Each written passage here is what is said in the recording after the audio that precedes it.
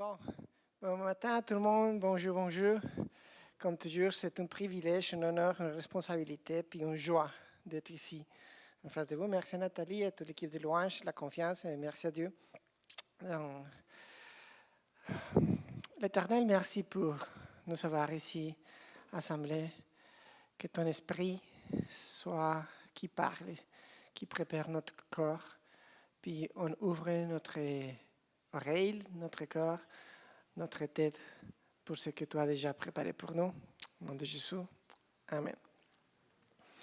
Bon, on est dans la série de Métamorphose, les paraboles, une belle série qu'on a commencé cette année. Donc, on va continuer aujourd'hui avec les paraboles, enraciner, transformer, maturité, à travers de la parabole de l'aveu et les jeux injustes.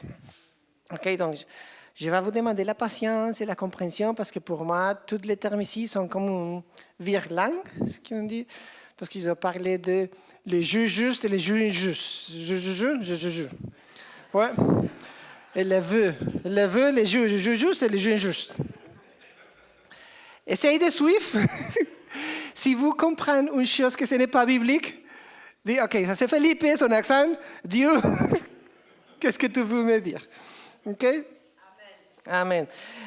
Puis j'appelle le titre de ce message une foi qui ne lâche pas. C'est facile, on trouve l'histoire en Luc 18, verset 1-8. Donc 18, verset 1-8, c'est facile de se rappeler. Puis je vais vous raconter initialement la petite histoire. L'histoire commence avec, il était une fois dans un petit village, un couple respecté. Jean et Véronique. Jean avait un bon travail. Il travaillait fort, très fort, pour que rien ne manque à la maison. Pendant longtemps, ils ont essayé d'avoir des enfants. Et finalement, deux petites filles sont arrivées à son foyer pour les remplir de rire et de lumière. Véronique s'occupait de la maison, de ses filles, de son mari, de la nourriture. Elle dépendait de lui, comme c'était normal à l'époque. Il était la sécurité, la protection, la stabilité de la famille. Puis, un jour, tout de suite, tout bascule. Jeanne est retrouvée morte. Sans explication claire, une situation injuste, obscure, incompréhensible. Véronique s'est retrouvée seule, avec beaucoup de questions et pas de réponses. Elle ne peut pas travailler facilement, elle n'a ni le statut, ni l'expérience, ni les contacts. Socialement, elle n'était pas bien vue non plus. Ses filles sont trop petites pour comprendre, et encore moins pour lui aider. L'argent diminue. À fur et à mesure que les jours avancent, les économies s'épuisent. La cause de la mort reste floue. Personne ne veut s'impliquer. C'est une situation délicate, dangereuse. Elle devient invisible à la société. Personne ne veut porter ce qu'elle apporte avec elle, de leurs problèmes, injustices, des ennemis. Alors, il ne lui reste qu'une option. Aller voir les juges de la ville. Oh, les juges de la ville. Un homme connu pour être corrompu. Un homme qui ne respecte personne. Un homme intouchable. Un homme que tout le monde connaît ses méfaits, mais personne ne peut rien faire contre lui. Parce qu'il est la loi. Il fait les règles, mais il ne les respecte pas. Véronique trouve du courage. Elle s'habille comme elle peut. Elle laisse ses filles chez un voisin. Elle se présente devant lui. Il ne l'écoute pas. Il la méprise. Il l'ignore. Son rejet ajoute encore plus de douleur à son injustice. On la fait sortir du tribunal et elle retourne dans la rue. Elle entre chez elle sans espoir, mais elle voit ses filles. Elle voit leurs besoins. Elle voit l'injustice. Et le lendemain, elle y retourne. Même rejet, même méprise, même humiliation. Elle sort, la tête baissée, les mains vides, mais elle n'a d'autre personne, elle n'a personne d'autre pour lui aider. Il est la seule personne qui a le pouvoir pour changer sa situation. Alors, il revient. Autrefois, 2 fois, 3 fois. On commence à la reconnaître au tribunal. On le laisse entrer juste pour voir le spectacle. Pour voir comme le juge va encore l'ignorer. Les gens murmurent à côté d'elle. Pourquoi tu reviens? Tu perds ton temps. Tu ne veux rien. C'est une mauvaise juge. Tu veux encore être humilié? Mais elle fait la sourde oreille. Elle entre encore. Le jour devient décimé. Ses pieds sont fatigués. Son corps est épuisé. Mais elle revient. Un jour, le juge, fatigué de la voir chaque jour, fatigué d'entendre ses supplications, fatigué de constater que rien ne la décourage. Elle apparaît toujours sans faute, jour après jour après jour. Il se dit à lui-même, le juge, je ne crains pas Dieu, je ne respecte personne, mais cette femme me dérange, je suis tanné. Je vais lui rendre justice, mais non pas pour elle, pour moi. I need a break. Je veux juste arrêter tout ça.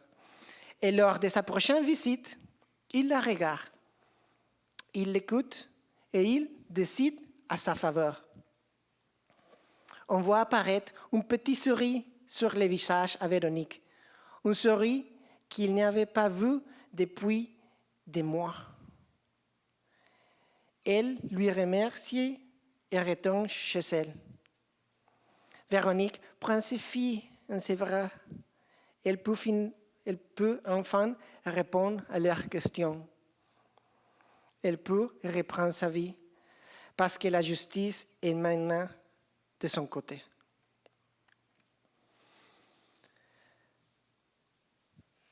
Jésus a raconté une histoire semblable. Ce que je viens de vous raconter, c'est inspiré dans l'histoire de la parable, mais c'est clair que j'ai ajouté beaucoup d'éléments qui ne sont pas dans la Bible. Donc, c'est partie de la science-fiction, l'imagination. Donc, Jésus a raconté ça pour nous montrer des révélations. Donc, je vous demande, est-ce que ça t'est déjà arrivé que quelqu'un, on vous a déjà fait du tort, fait du mal, et quelqu'un vous a volé, ou vous a trompé? C'est que c'était intentionnel, pas par erreur, qui ont fait du mal à vous, pensé, planifié, oui à moi. Et que tu veux te venger, qui vient de la colère, peut-être c'est vos amis, quelqu'un que vous avez donné la confiance, vous a trompé, un business, une affaire que vous avez trusté l'autre partie, vous ont volé, des voisins, ou même personnes de la famille, vos parents, ou de l'église, de cette église ou de notre église. Pensez-vous une situation dans laquelle vous avez ce type de sentiment, soit la colère parce que vous êtes trompé, parce qu'il avait l'injustice, ou soit parce qu'il avait la vengeance, parce que vous voulez vous venger. Je ne sais pas, je vais vous raconter. Il y a des petits moments dans les jours que je sens ce type de situation.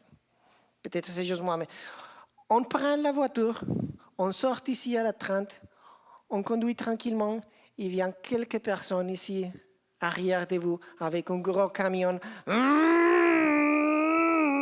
Il fait la lumière, il y en a qui, comment, vous savez, vous voulez prendre un hélicoptère ou quoi? On respecte les limites. Attends, monsieur, il s'est pushing, et parfois il vous passe, on est comme, ok, allez-y, c'est quoi le rush? Ok, vous êtes en train de prendre, mettons, le pont Jacques-Cartier, dans une heure, 4 heures, 5 heures, l'après-midi, on fait la ligne tranquillement et vous laisse un petit espace devant vous et quelqu'un vient, on est comme, Seigneur, je te donne tout. Oui, ces petits moments, c'est un moment d'injustice. Oui, peut-être qu'ils sont plus faciles à passer, on doit respirer, mais quand même, ça c'est partie de notre vie, l'injustice. Puis, c'était déjà arrivé que vous avez prié et que vous étiez déjà découragé parce que Dieu était silencieux, parce qu'il n'avait pas de réponse, parce qu'il a trop de temps pour sa réponse, ou simplement la réponse était à l'inverse que vous avez demandé. Et on est comme découragé. Ok, vous avez l'impression de que Dieu ne fait rien face à l'injustice. Oui, on vient de prier pour des situations qui ont dit comme Seigneur, Trumbull Wright et Mysticini, c'est injustice. Que vous avez l'impression dans bien des situations que vous êtes toujours retrouvé du côté le plus injuste.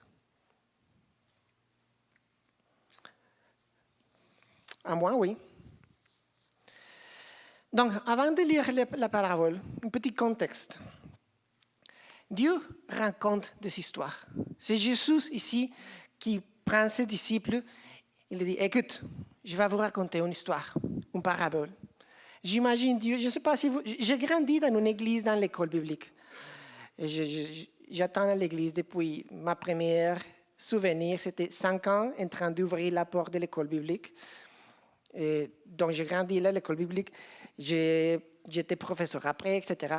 Mais quand on raconte une histoire à des enfants, soit dans l'école biblique ou dans l'école ou n'importe où, les enfants, normalement, sont toujours comme « Wow, qu'est-ce qui passe? Racontez-moi l'histoire. » Donc, je place mon être ici et j'imagine à Jésus en train de raconter une histoire. Et on est comme « Ok, dis-moi. » Parce que ici, ce qu'on a dans la Bible, c'est une réduction très importante et très inspirée par le Saint-Esprit. Mais je suis sûr que les jours que Jésus a raconté ça, il avait plus d'émotions dans sa voix, des caractéristiques, une situation, on appelle ça storytelling, je ne sais pas en français s'il y a un conteur, qui se spécialise à raconter des histoires, ça c'est Jésus. Donc Jésus a raconté l'histoire, donc je vous invite, on va lire tantôt la parabole, le passage, qui vous laisse votre oreille émerveiller de ce que Jésus raconte. Aussi, dans l'histoire, on va voir que Jésus voit la femme. Dans l'époque, la femme devient invisible s'il n'y a pas un homme à côté d'elle. Et Jésus raconte une histoire pour dire que c'est une femme, la protagoniste de l'histoire. Et il écoute. Puis aussi, Jésus comprend l'injustice. On vit d'injustice petite, plus grande, tous les jours, même dans la famille. S'il reste 2 points de pizza samedi soir, tu te réveilles le dimanche, qu'est-ce qu'a passé la pizza? Qui l'a mangé, papa? Comme, oh, est-ce que tu voulais? Oups. Oh, ton frère, ta soeur, est-ce que tu dois diviser les petits gâteaux? Ça, c'est l'injustice. Mais Jésus voit l'injustice, soit petite, soit une injustice comme la qu'on vient de prier tantôt. Puis, les demandes de ces élus ne sont pas une nuisance pour lui. On a chanté tantôt I am chosen, I'm forgiven, je suis choisi. C'est parce que si on est ici, c'est parce que Jésus nous connaît par nom, nous a appelés, nous a choisis pour dire, écoute, hey, j'ai quelque chose pour toi, je t'aime à toi, je te connais. Et puis aussi l'auditeur original de cette histoire, de ce livre en fait, ils vivent dans la persécution de l'Empire romain, avec l'impression qu'on est les peuples choisis par Dieu et on vit toutes ces sortes d'injustices autour de nous. C'est ça qui arrive, c'est ça qui passe autour de l'histoire de la parabole. Je ne sais pas si quelqu'un voulait On va se mettre debout pour lire la parole. Et je ne sais pas si quelqu'un voulait se bénévoler pour m'aider juste à lire les passages. Monsieur Carl vient? OK, si c'est Carl, pas besoin de mic. Ah! Non, pour ceux qui ne savent pas, j'ai une voix qui porte même sans micro. On veut que ça soit enregistré. Alors, Luc, chapitre 18, versets 1 à 8.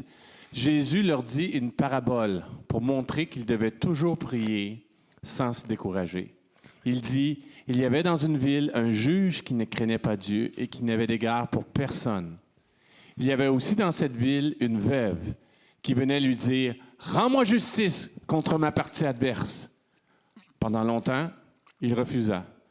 Mais ensuite, il se dit en lui-même, « Même si je ne crains pas Dieu et que je n'ai d'égard pour personne, puisque cette veuve me fatigue, je vais lui rendre justice afin qu'elle ne vienne pas sans cesse me déranger. » Le Seigneur ajouta, « Écoutez ce que dit le juge injuste.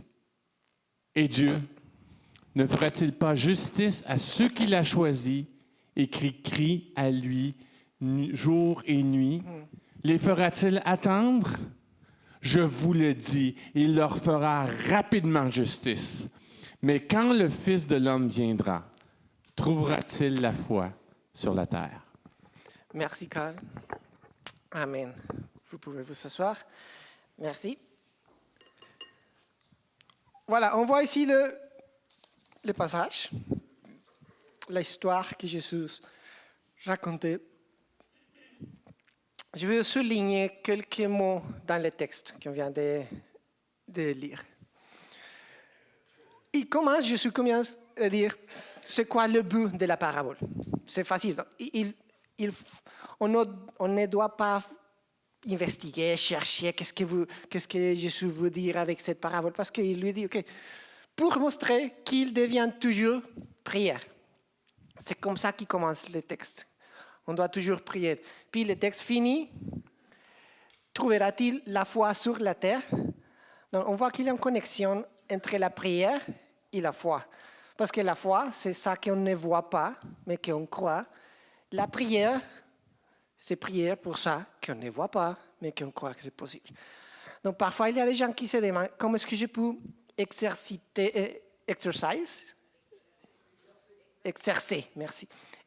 la foi, parce que la foi, c'est intangible, c'est difficile à dire, OK, la foi, c'est ça, ça, ça. Mais exercer la foi, c'est prière. On voit ici, c'est Jésus qui montre ça. Combien de fois crier à lui jour et nuit? Plus de fois, plus de jours, plus de nuits, plus de jours. Ça s'explique tout seul. L'autre chose que je veux souligner, c'est combien de fois on voit le mot justice. 4. Et le mot injustice. Je ne vais pas le souligner parce que le jour injuste.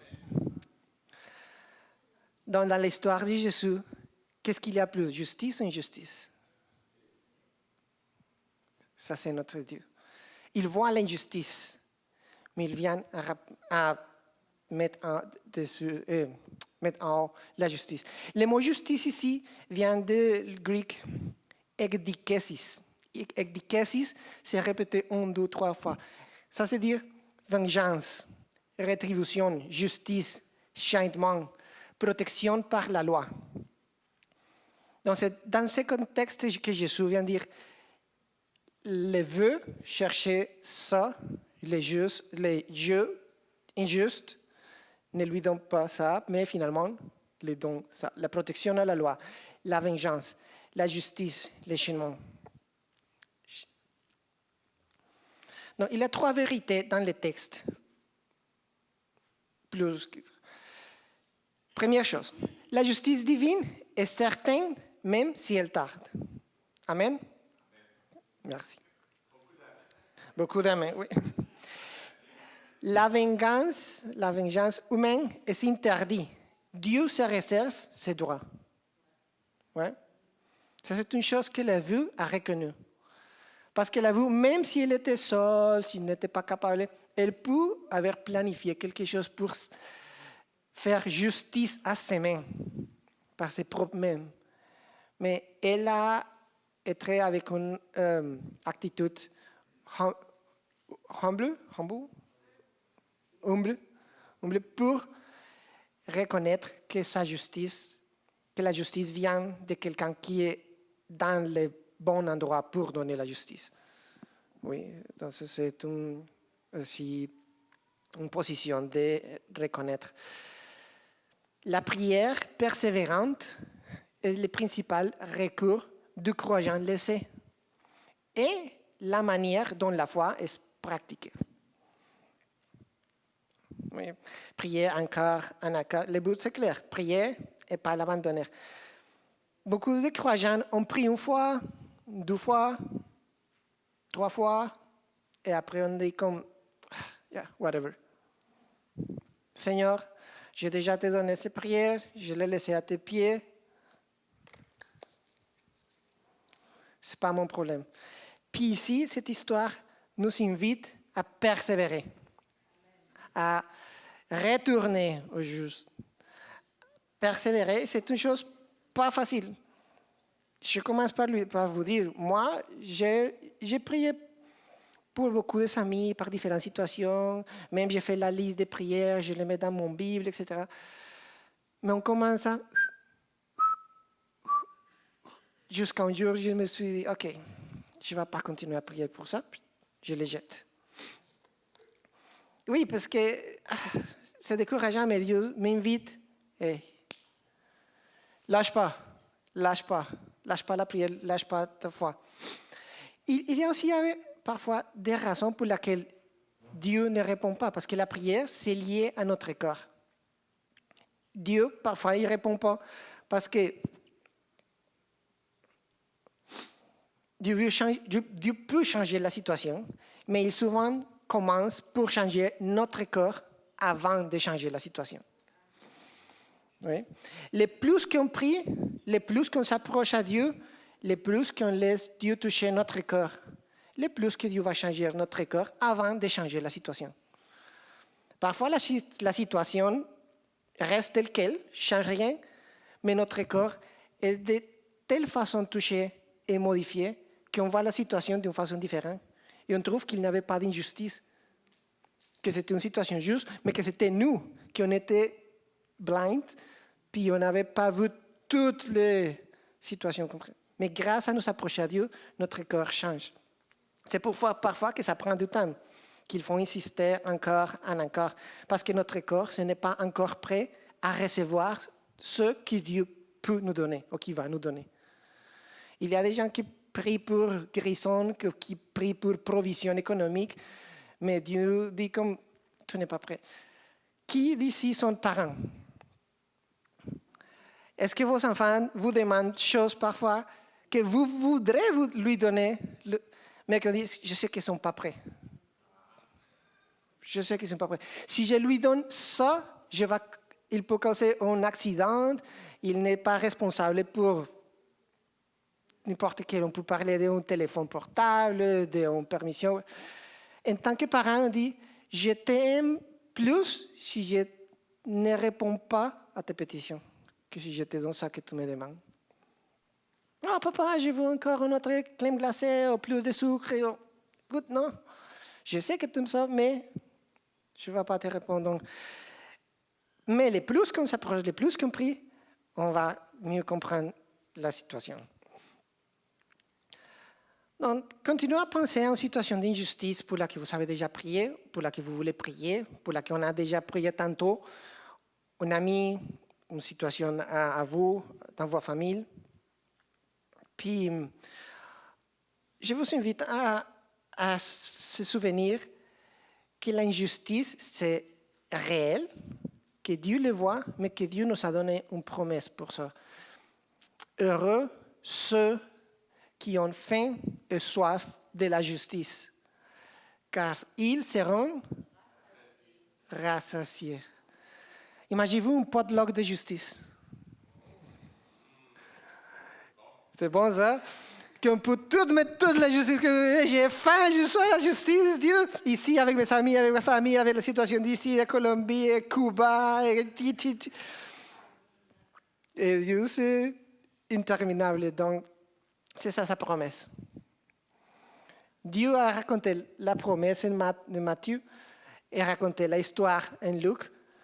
Mais c'est le même Dieu, c'est la même promesse. Si toi, il faut que... Est-ce qu'il y a une différence? Parce que beaucoup de gens ne sont pas capables de trouver l'injustice. Si on trouve l'injustice, on a déjà un pas avant. Parce qu'on voit les choses avec des yeux différents. Donc, si on voit l'injustice et on commence à sentir l'injustice, on prend la responsabilité. Si on prend ça et vient à prière devant Dieu, on exerce la foi. Et c'est là que Dieu peut dire, OK, tout est presque prêt pour recevoir la justice. C'est un défi? Oui. C'est pas facile? Oui. Mais oserez-vous le faire? The challenge. Sachant qu'on vient devant un Dieu de justice. Un Dieu qui va nous répondre rapidement. Donc, mon invitation aujourd'hui, c'est facile. On a créé un petit séparateur, bookmark, pour votre livre, un livre pour quel, qui dit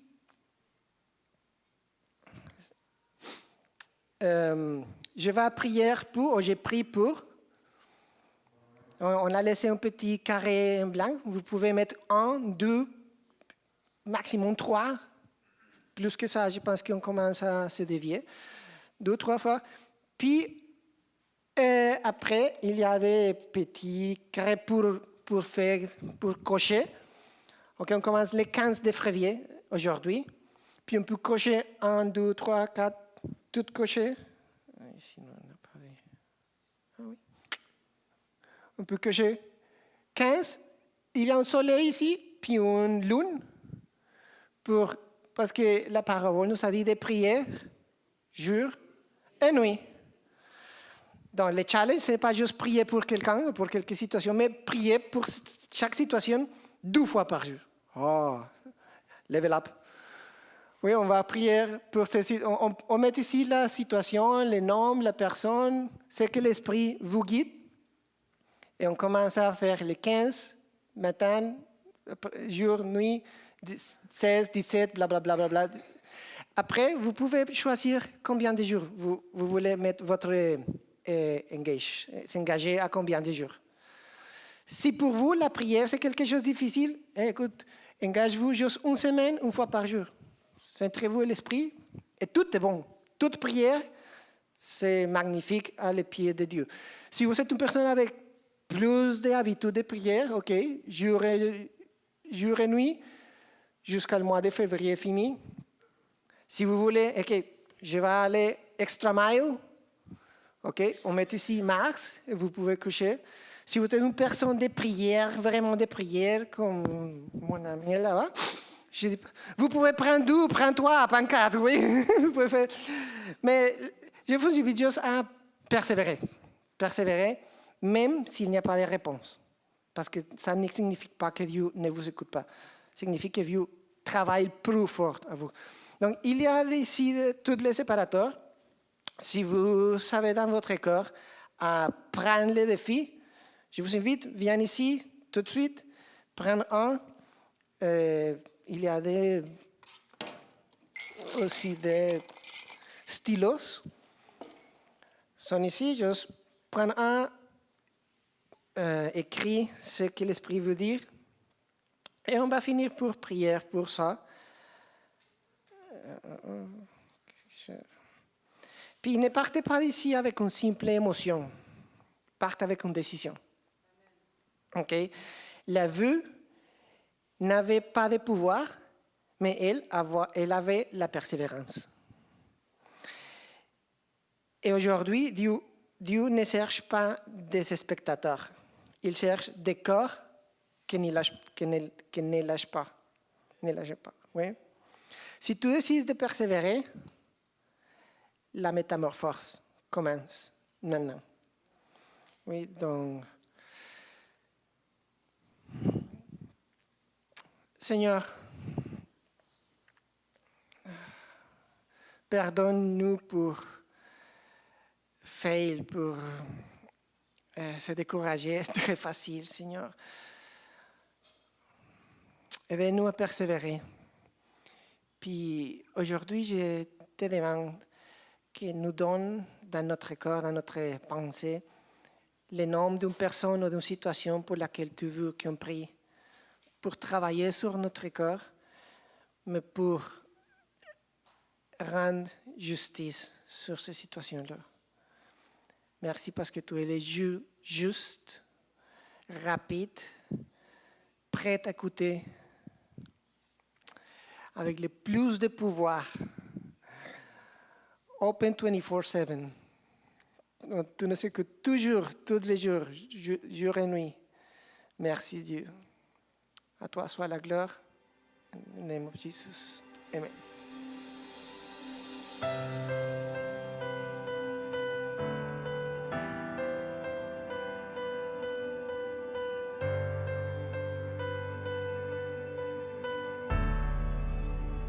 Quel privilège de t'adorer dans ta présence.